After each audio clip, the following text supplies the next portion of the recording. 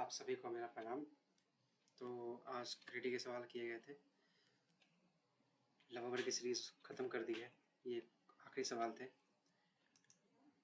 और अगर आप यहाँ पे हैं तो पहले इन सवालों को सॉल्व खुद से करना, वरना फ़ायदा नहीं मिलने वाला। तो मैं क्वेश्चन एक बार दिखा देता हूँ। पहला सवाल था ब्रेस्ट शगर से lucky candy. Second, all girls world,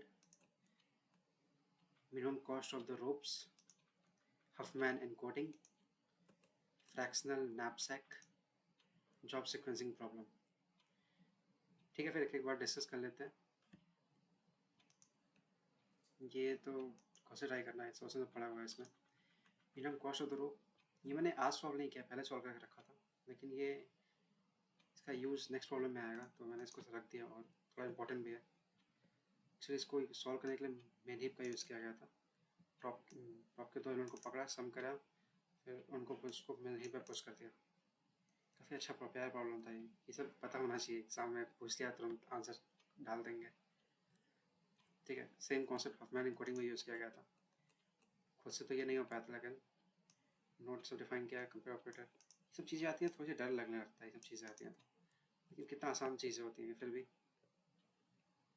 patty को डिफाइन किया, ठीक है, मैं पुश कर दिया, भाई टॉप के 2 एलिमेंट्स को निकाला, सम डेटा ऐड किया उसमें, मतलब लेफ्ट राइट टोन निकालती, फिर पुश कर दिया। सेम चीज़ लास्ट वाले की तरह था इसमें, हफमैन एनकोडिंग। ठीक है, बाद में फिर ट्रैवर्स मार दिया, ट्रैवर्सल, सेम बड़ा ट्रैवर्सल।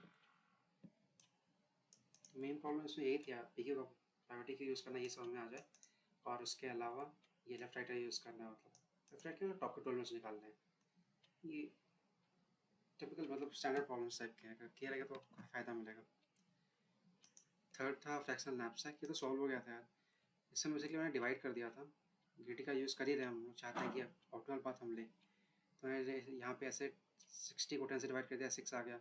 100 को 20 से 5 आ गया, 120 को 30 से 4 आ गया, 6 5 4। मैं चाहता कि वैल्यू बाई वेट ये डिसेंडिंग ऑर्डर में अरेंज कर दूँ। मैंने अरेंज भी किया वैल्यू बाई वेट को डिसेंडिंग ऑर्डर में। बाकी फिर दिक्कत नहीं, फिर पुश करते गया, सीधे सॉल्व करते गया। तो ये तो सॉल्व हो गया था, ठीक है। और फिर फाइनली क्या था, जॉब सीक्वेंसिंग प्रॉब्लम। यार ये तो कुछ से टाइम किया था कि पर नहीं सॉल्व हो पाया था, मतलब ओवर से सोल्यूशन निकाला था। एक बार उसको मैं अनकमेंट कर देता हूँ, फिर देख लेते हैं। ये प्यारा था, ठीक है। ये हटाते हैं, यहाँ से हटाते हैं।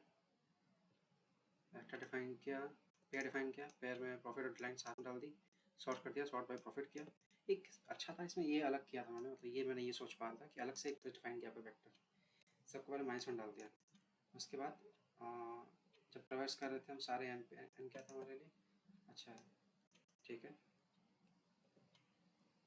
तो हम चेक कर रहे थे कि मतलब वहाँ पे डेडलाइन के इज इक्वल टू डेडलाइन से, डेडलाइन या डेडलाइन से छोटा का वैल्यू पकड़ रहे थे।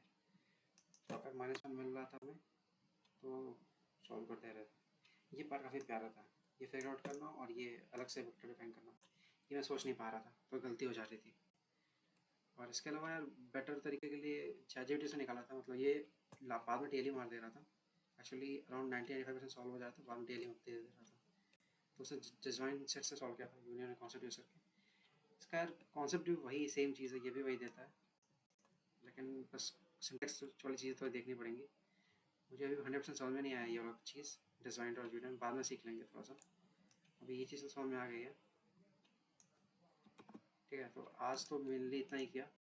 तो अब तो लव बर्ड की सीरीज़ खत्म हो गई है। थैंक यू लव बर्ड भैया, अब्बर भैया, आपने बहुत कुछ सिखाया।